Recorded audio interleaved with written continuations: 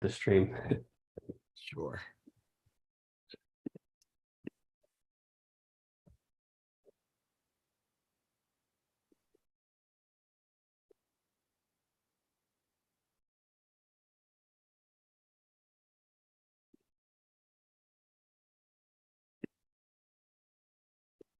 Okay. You go. Hey, Karl. Yeah. How's it going? Good.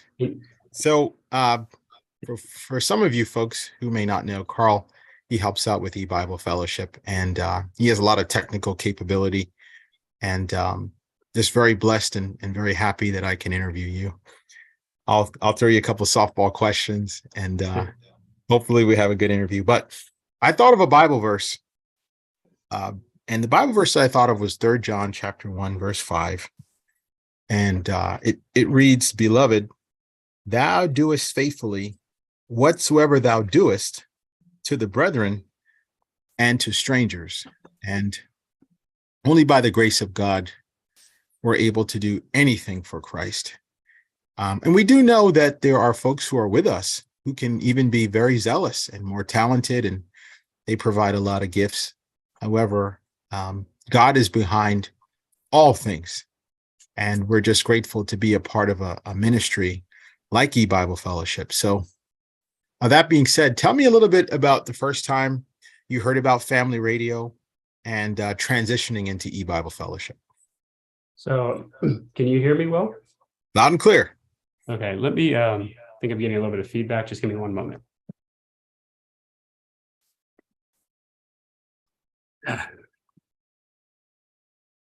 All right, there's our engineer, folks. Well, since I have the pleasure of this little brief interlude, just thanking everybody for listening to E-Bible Fellowship. Don't forget to hit the like and subscribe button. And if you ever want to have a ministry outreach, you can just go right on YouTube and start liking E-Bible Fellowship videos and putting comments in the chat. Thank you. Yep. How's it now? It's a little echoey and a little drowned out. It looks like there's a mute button on. How about now? Is this better? Perfect. Okay, there we go. I had my microphone on. Yeah. Okay, So yeah. tell me about the first time you heard family radio. How old were you, and how did that transition into E-Bible? So I grew up listening to family radio for as long as I can remember. My whole family, we always had it playing in the background. So and then I want to say 2002, maybe, I started listening to E-Bible Fellowship. I remember my dad put it on for us. We listened to different teachers over the years. And I want to say maybe around 2002, because I think that was after Tuscarora. So, yep. Awesome. So 2002, 2001, that was around the time Mr. Camping was really talking about how the churches had a lot of high places. And things were really ramping up. I think there was a Y2K scare as well when the computers hit 2000. But what was that like? Were you able to understand some of the doctrines, the songs and programming that family radio had at that time? I mean, I was pretty young, so I understood like the end of the church age. I was part of this older ministry, and that was kind of a dividing point. So as soon as they disagreed, they used to go listen to family radio, and they disagreed with Mr. Camping as far as the end of the church age. So we split off from this ministry, and that was the last time I remember going to a church. I want to say that was actually a little bit earlier than 2000. So I just remember just a few times before 2000 going. But yeah, yep. So you and I have a lot in common. We both grew up in a family that has their own ministry, or at least took part very much into the Bible. So you have a very unique experience. What is it like just finding yourself surrounded in the Bible, in a ministry where you just have a little bit more, I would say, repetition, and the Bible is really just part of your everyday life, and God could be drawing you. So can you kind of give people an idea of what it's like growing up and the Bible's just right there. It's right at your fingertips. You're not being witnessed to by someone.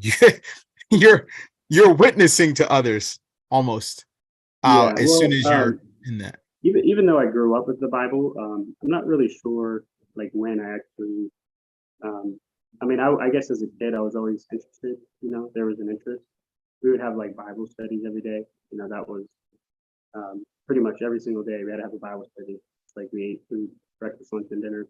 You know, very rarely and we didn't have a Bible study. So I just remember as a kid, you know, you want to play outside, you want to do all these things, but you know, just looking back, you know, when you had a Bible study, you kind of, as a kid, like I wanted to go do whatever I wanted to, right? But I always felt like after the Bible study, more like spiritually revitalized, you know, and it always was something good.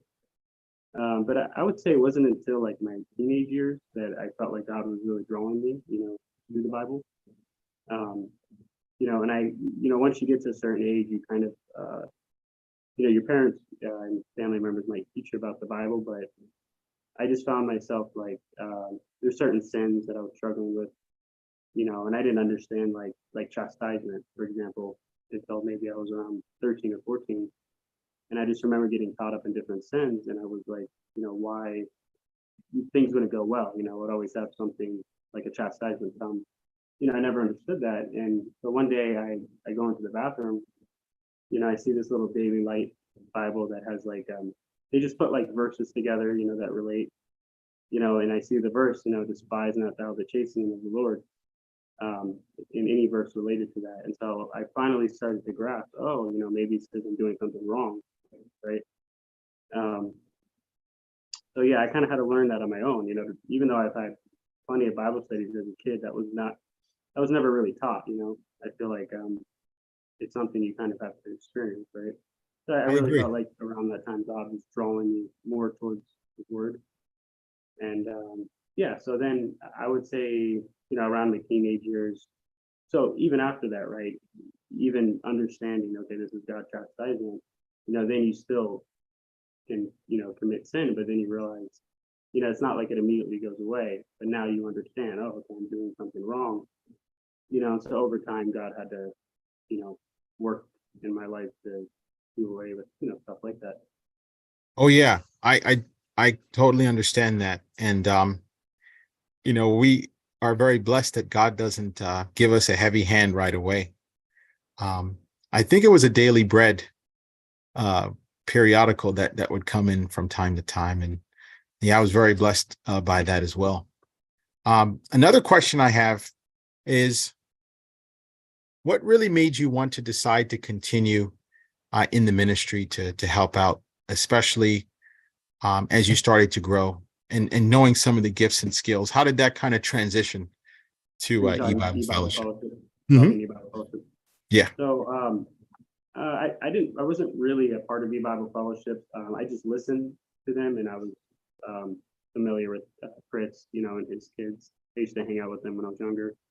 But I would say after 2012, I just, you know, with family radio shutting down, I didn't really, you know, I'm young, you know, I didn't really know who to turn to, right? I just uh, focused on the Bible, you know, and I'd be listening to Bible studies by Chris, you know, like the Purim studies and Esther, and just to see, you know, what was going on. Because you know, um, after May 21, a lot of people just scattered or they just weren't sure what was happening. But I, you know, I still believe it was significant, especially because my brother, one of my brothers, he passed away, but I believe he was one of God's elect. After May 21, he told me that, you know, he thought it was a snare, right? Because when nothing happened, people started rejoicing, you know, and just looking back, I'm like thinking, wow, it really was a snare. And the Bible even talks about, you know, Babylon being snared, right? You know, because God came as a thief in the night. And I was actually really amazed that, you know, shortly after he kind of put the two and two together, just because I saw a lot of teachers, pretty renowned teachers, just being really confused and not knowing what happened. You know, I felt like that was pretty significant for him to kind of realize that, you know, I uh, agree. yeah, I felt like I was in the snare, not in the sense of yeah, not believing that it was Judgment Day, but just that the enemies, man, the enemies and the mockers and the family members and those who were not like-minded, they were just having a field day. And we were just Oh yeah. perplexed to the highest degree. Oh, I And for mean, believe me, another, all my family members, as soon as they May 21 didn't happen, they all ran to the cars, pulled off all the stickers. We had this like giant banner on our house, um, this huge banner that like stretched across their house. And so like when the school bus would come, on our road, all these kids, it was during the winter time, so we had all these like trees in front of our house. And during the summertime, you couldn't see anything, but this just happened to be around like I want to say March or maybe February. So there's no leaves on the trees, so they could see right through the trees, and they just see this big sign that says May 21, Judgment Day. And then it talks about, I think there's like a verse on it that says, God is full of compassion, gracious, long suffering, plenteous in mercy and truth. And so all these kids saw that. So it was kind of a witness for them.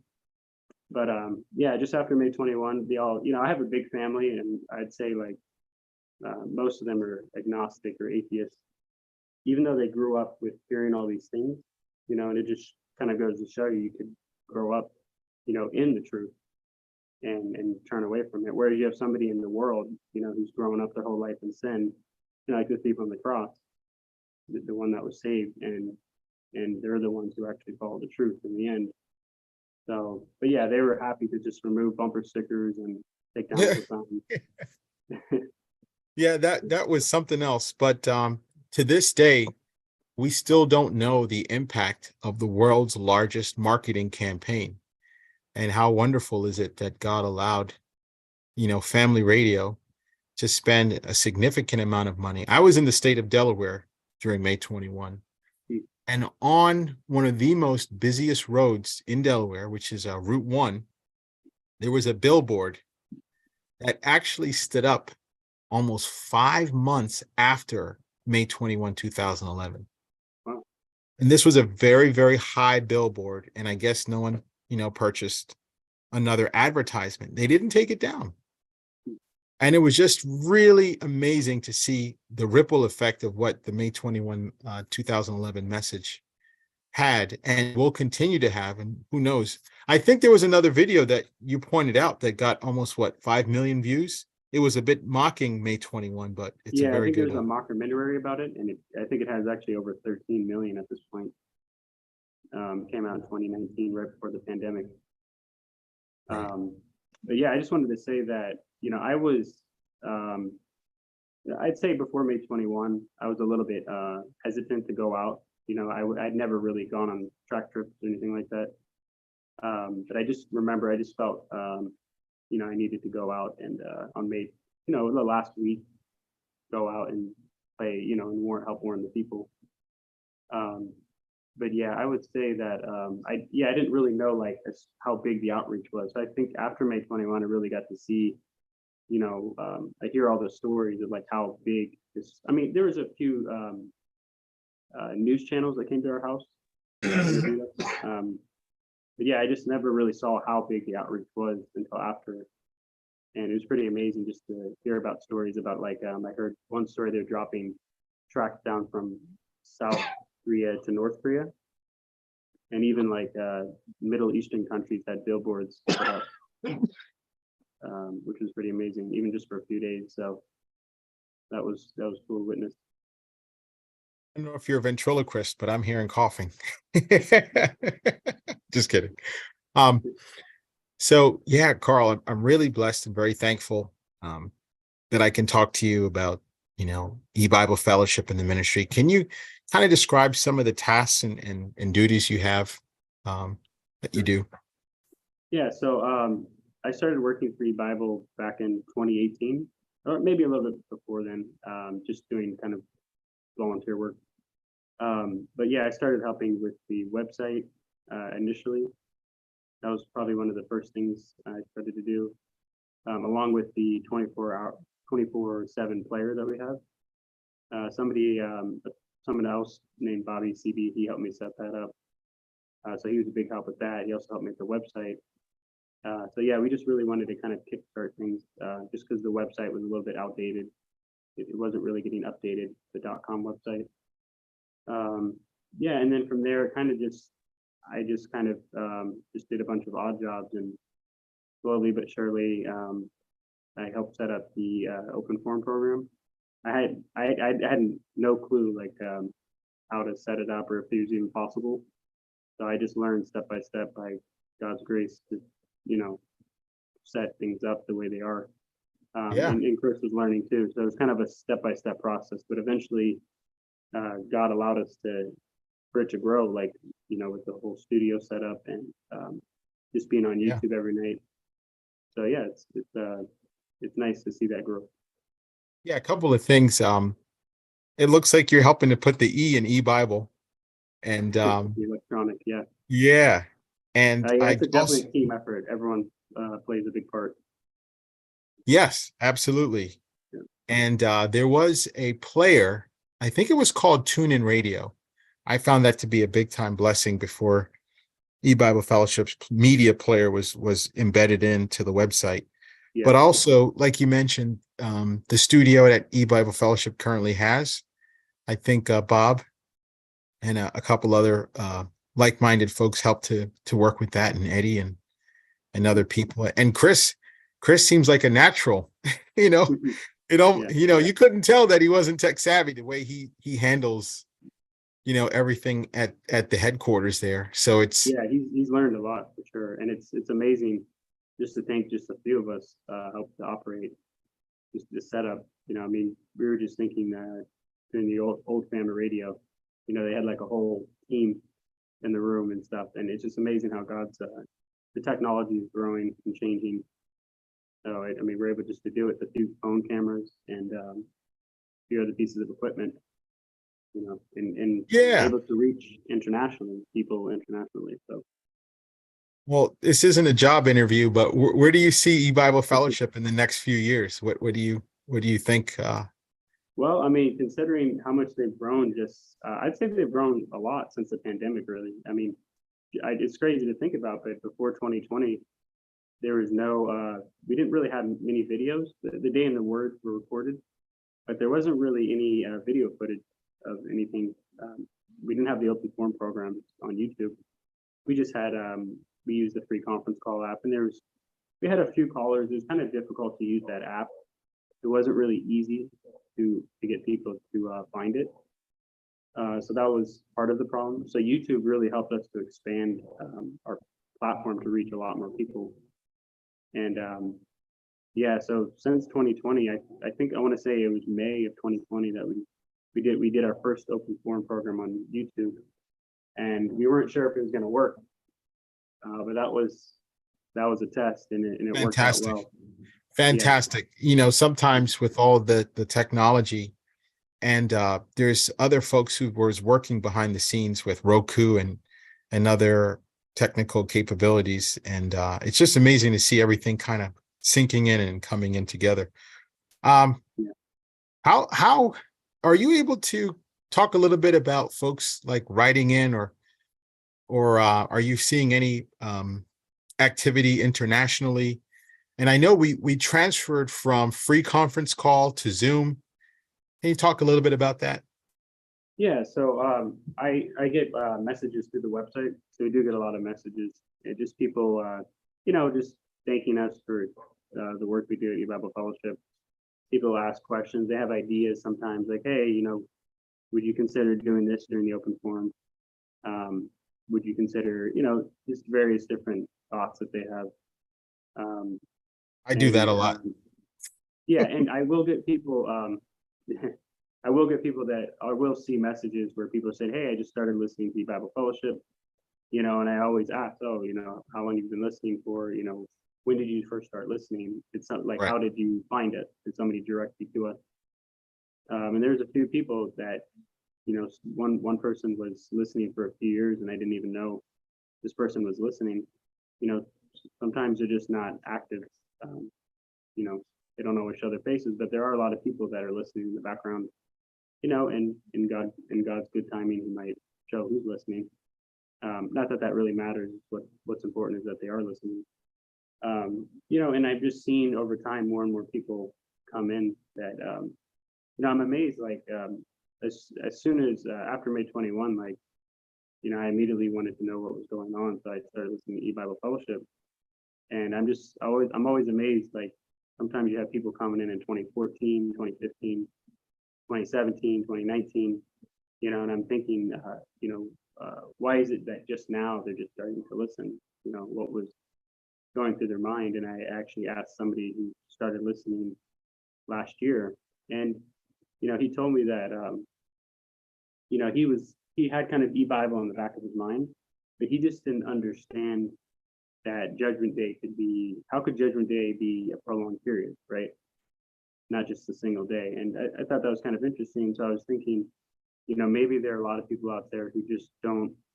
God just hasn't opened their understanding about these things, and so they just, they don't really know what to do with the information, or they don't really tune in, or they just it's kind of in the back of their mind. And maybe that's part of the drawing process, is that God eventually kind of opens their eyes to these things. And then one day this person told me, hey, I finally got, why we're in a prolonged. He finally understood that there is such thing as a prolonged period of judgment, with the verse that likens the 40-year sojourn to a day, right? The day of provocation in the wilderness, or the day of salvation, right? The day of salvation is likened to a single day, but it's expanded for many years.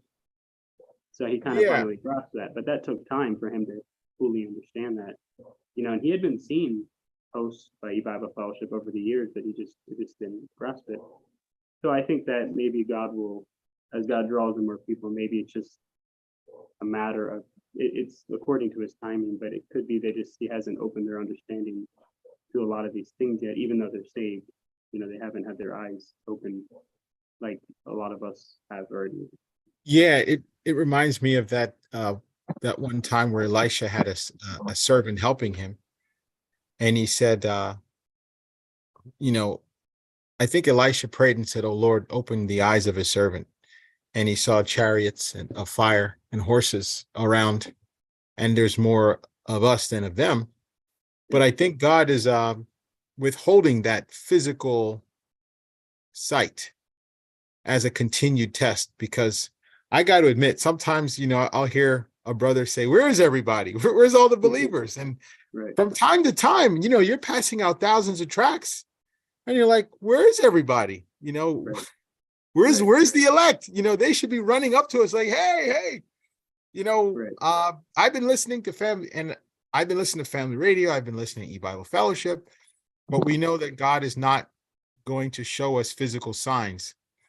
Yeah. For our, I have been selfish. I have been seeing people over the years come in, like just different years. So it's a slow process, but not to say they're all going to just find E-Bible Fellowship. There's millions and millions of people, but they're all, we know they're all going to be drawn in, just like they all had to be saved, right?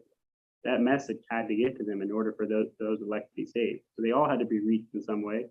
So somehow God's elect are going to be fed if they have yet to be drawn in. So it does have to happen in some way. And I can't see how that's happening outside of, God can use anyone, different smaller groups, but I think he's really using E-Bible Fellowship in a really big way to reach these sheep. So, maybe in the future we'll see a lot more people, and I know God kind of, with tests, a lot of times he brings you up to the brink, like I think of the Red Sea crossing, where the Israelites, he led them all the way to the way of the Red Sea, and then you have the two mountains on each side, and it's like everything seems hopeless. They think, oh, we're done for. There's no way we're getting out of this. And if they had faith, they would understand that God could get us out of this situation. He just delivered us out of Egypt, right? And then God has them split the Red Sea. So, a lot of times he waits to that very last moment where things seem, may seem really hopeless, and then, I also think in May 21, a lot of people after May 21, they didn't see anything physical happen, and the world seemed relatively normal, right? Everything, the Saturday after, or was it Sunday? Yeah, or just the following week, the world seemed relatively peaceful, and everyone just went back. Everything seemed to go back to normal, right? But slowly but surely, it just seemed like there's things happening in the world that were just getting worse and worse, you know, uh, and it really Yeah. kind of picked up over the years. The intensity of it really picked up, and I think God was testing. I was just thinking, imagine if after May 21, like the COVID pandemic hit, people might actually kind of get nervous and they might say, well, maybe something did happen, right? But I think God used that as part of the snare, right?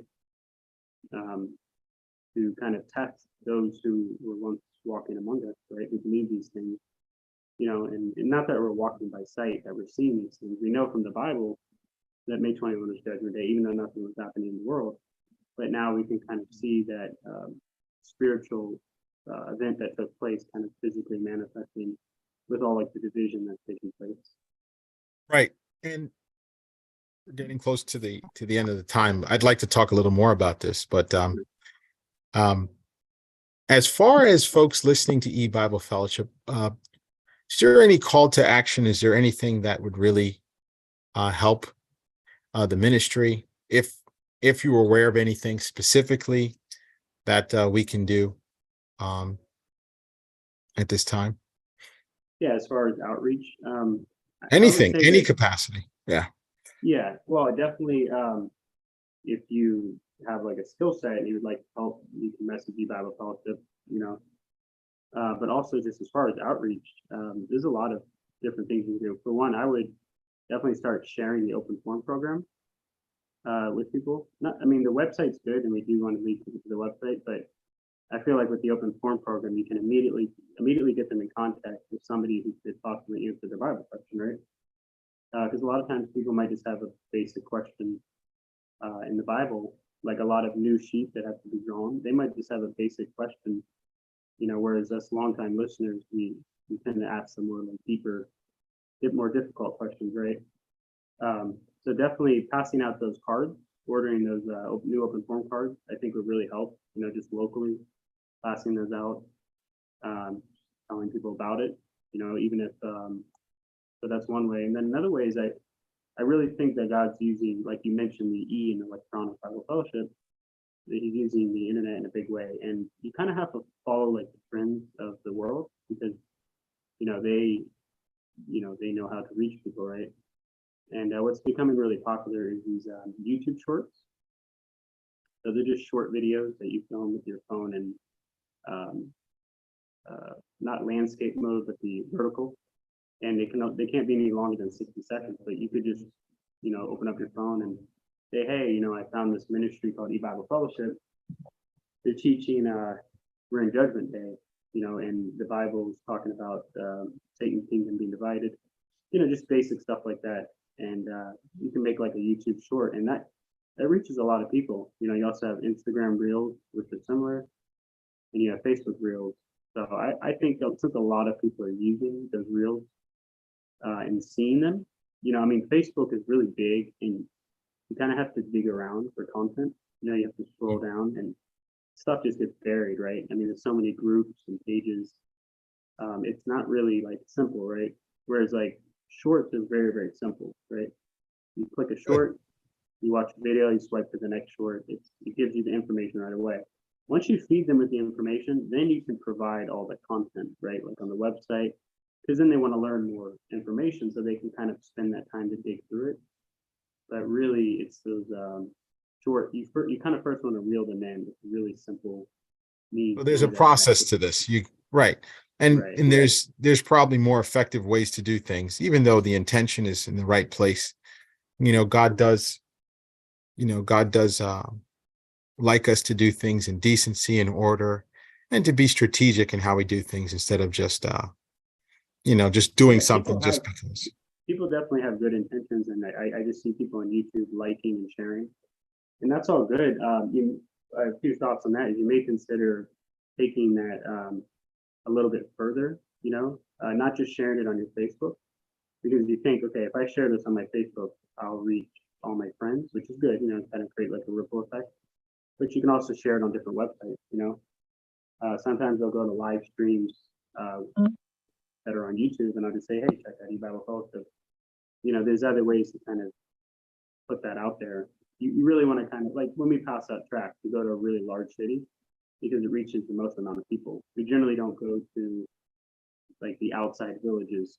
We will sometimes, but it's really that city center which will help to kind of. I think I understand what you're saying. If Yeah. if you're aware of an event that's on the internet and you know it's a YouTube channel and you hear about a concert or something, and you see in the chat, all these comments, it's going like really fast.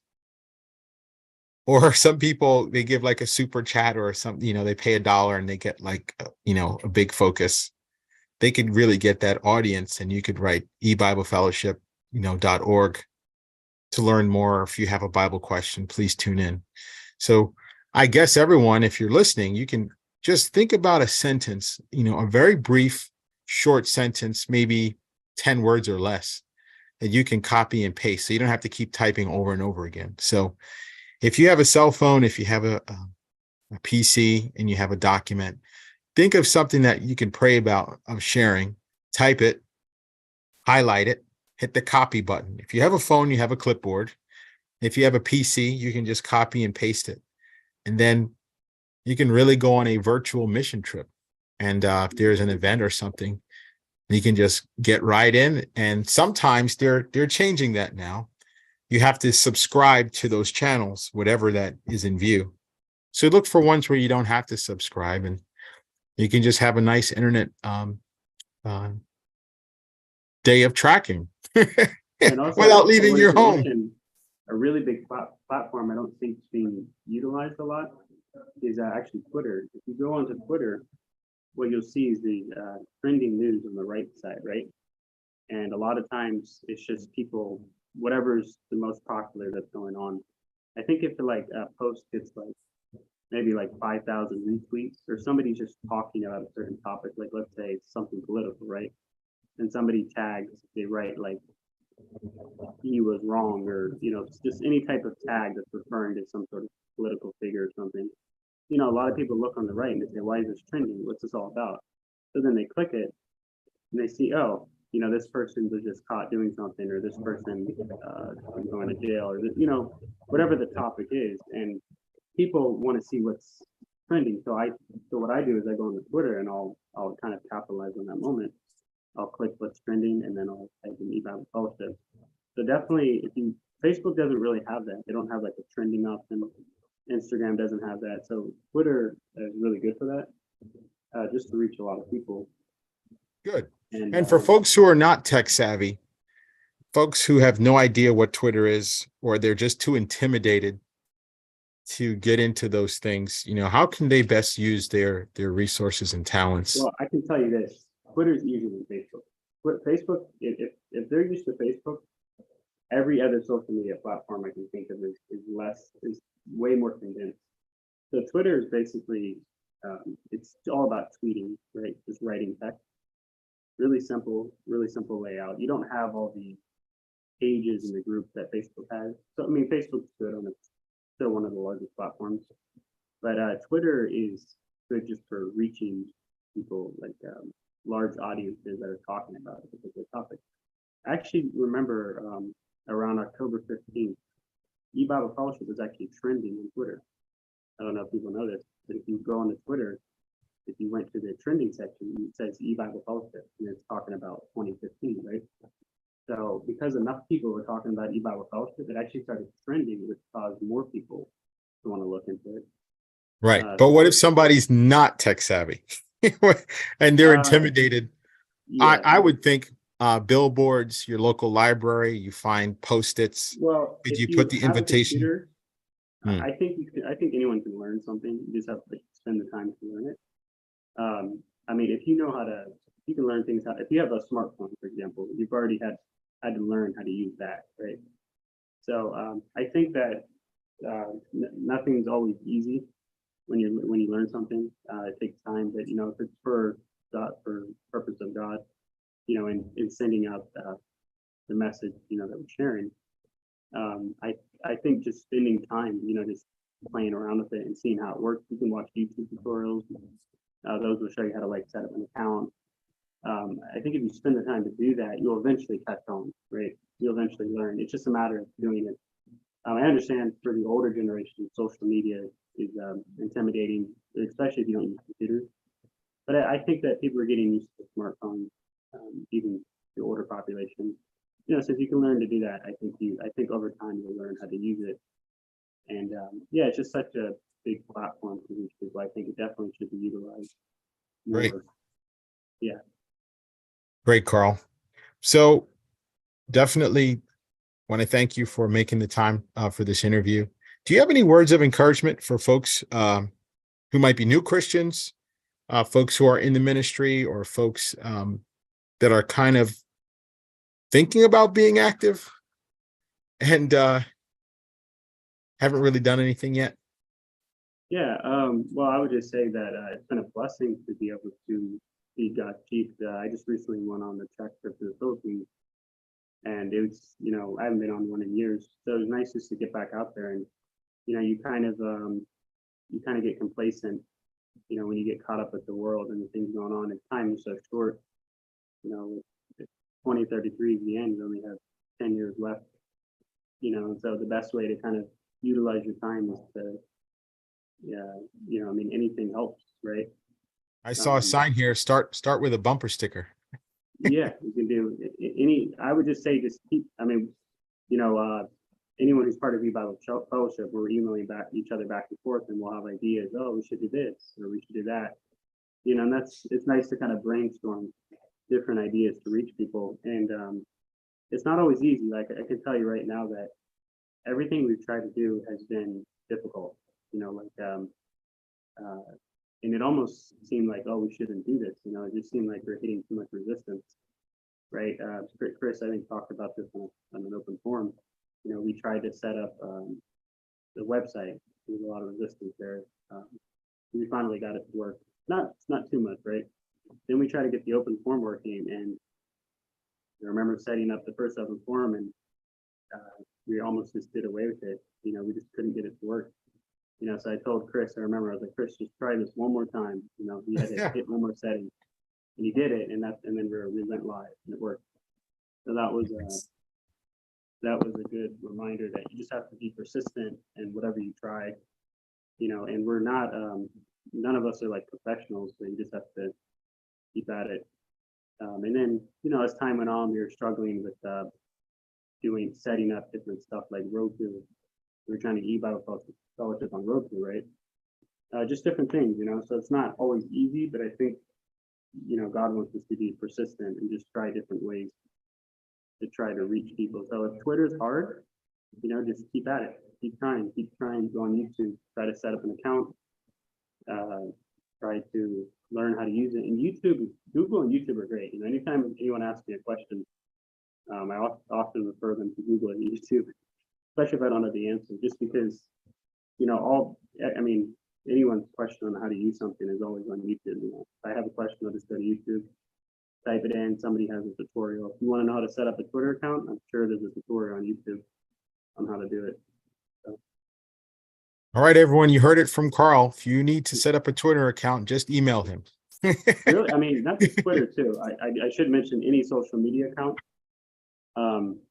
you know, that you can you're able to do, but definitely I'm pretty big on Twitter and also Reels, like the YouTube Shorts, Facebook Reels. You can make your own. Everyone can make their own Facebook Reel. Right. Oh, looks like we got a question from Candace. Yep. Please go ahead, Candace.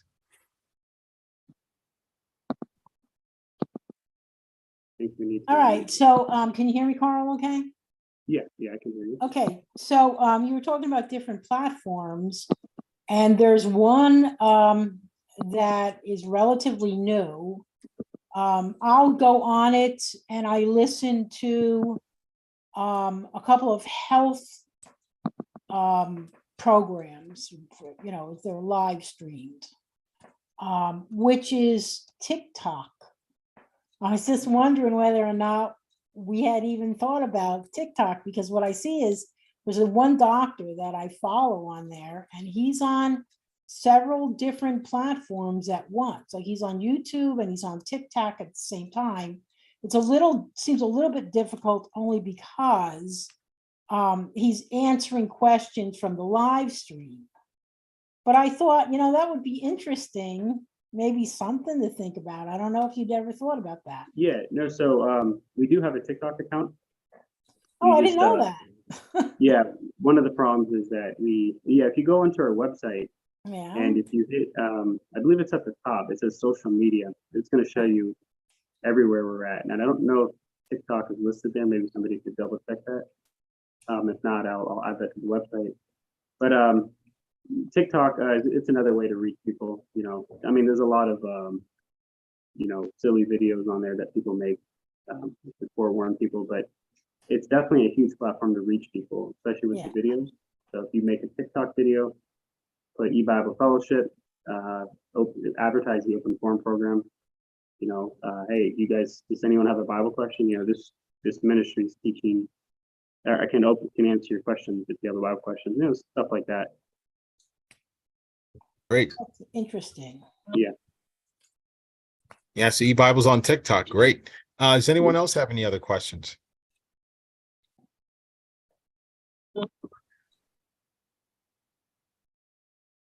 Okay. Looks like Tommy has a question. Oh yeah, Tommy, please go ahead. Yes. Hey, Carl, I have a question. When you were passing out tracks, have you ever thought about now what you do now? You were good at interviewing. Have you ever thought about doing that past? Something that was in your mind, interviewing about what's going on in the world? Yeah, I mean, I personally think Gary's a good interviewer. So, but yeah, I guess if the opportunity presents itself, that's something I could help with. Yeah, and we hope to, continue doing this. The weather's getting nicer. I believe we have an upcoming trip to Washington, D.C., April 15. And folks, if you have a background in photography or if you're willing to learn, if you have skills like Karl is saying, it's always a pleasure to have more folks helping out. And God is really opening doors. I mean, we weren't doing Zoom meetings until the past few months, correct, Karl? Yeah, I think you're the one who introduced it. So, or introduced the idea to Chris. So someone did, and yeah, it's really progressed further to reach people. Yeah. So. Yeah, great. So, folks, if you have an idea, folks, of an event that's in your local town, and there's going to be quite a large group of people there, passing out tracts or having open forum cards at the ready would always be a plus. And I think we're really focusing on the East Coast and the Midwest a little bit. So just please keep that in prayer and keep that in mind for the near future. All right, Yeah, everyone. There's one last thing I could mention. If you know how to, if you're video savvy, if you know how to like chop up videos, there's like a few video editing programs. You can take like clips of the open forum, right? Like Chris answering someone's question, and make a TikTok video out of it. That somebody or reel. It could be 60 seconds of Chris talking about a particular topic or somebody asking a question. I think you have to keep it to 60 seconds. No, you don't. No. Oh, maybe that changed with TikTok. I hope that was answering that question. I don't know. Yeah, well, I want to say with some, like for example, YouTube Shorts, I believe you have to keep those to 60 seconds in order for them to be counted as a short. It might differ on different platforms. Okay. Not for live streams, you don't. Oh yeah, well for live streams are different, but I just mean if you want to create your own video, Yeah. like your own reel, I believe they have to be 60 seconds. Great. Yeah. All right, everyone. Well, thanks for bearing in. This was a very informative video, especially about e-Bible Fellowship and the technical advances that we've been blessed with. And Karl, I just want to thank you for taking up this interview time. May God richly bless you, and may God bless e-Bible Fellowship as we're going on into uncharted territory. We don't know what the Lord's going to do, but we do know that God is opening lots of mediums right now. And like you said, Twitter, Instagram, Facebook, and other social media. It might be TikTok. best to learn and try to pick up some of these tutorials. Maybe by God's grace, we can have some more outreach in those platforms. We can have live streams. All right. So I'm going to see if we can mute Candace. I'm not sure if you're Here, I got it. I do. great. Yeah, thanks again, Gary, for the interviews and for the interview. And yeah, I hope people will just consider signing up for different platforms other than Facebook. And I know there's a little bit of hesitancy. You know, some people are they don't like you know, social media for various reasons. But I think we have to kind of, you know, put aside you know, some of that, you know, or at least attempt to try to set it up, because ultimately it's for God, the purpose of God, you know, in sharing his word. And he set up these platforms for a reason. They may not always be you know, with technology comes sin, right? But you kind of just have to bypass that, and it presents an opportunity to share truth, you know, on these platforms. So Yeah, absolutely. When we do some of the streams at the local fellowship in Millville, we have to learn some things, and you got to keep improving. You got to keep improving and changing. So thanks very much. And I'll close with a word of prayer, and we'll sign off. Thank you, Father in heaven, for this day, this Lord's Day, this Sabbath day of rest, where we can talk about things related to the Bible and to you, and we can celebrate the salvation that you've prepared for your people. Oh, Lord, thank you for the teaching. Thank you for E-Bible Fellowship and the ministry. Thank you for your people that you are moving to do your will. Oh, Father, we ask that you please watch over us during the week as we go to our normal schedules of work and play and study. Please remember those who are not well, and those who are going through this day of judgment right now through their trials as you draw your people to you. And Father, help us to be faithful to you, to turn away from sin, and to use our time wisely, as time is just burning away very quickly. And the world is very much preoccupied with so many things in just about every category. There's uncertainty and doubt, and things are just not stable. There's no solid ground except for your word, and we thank you for that. And please, Father, watch over us and continue to bless E-Bible according to your will. And thank you for these things in Jesus' name. Amen. All right, everyone. Thanks very much. May God bless you. Okay. Thanks a lot, Gary. All right. Bye-bye now. Take care.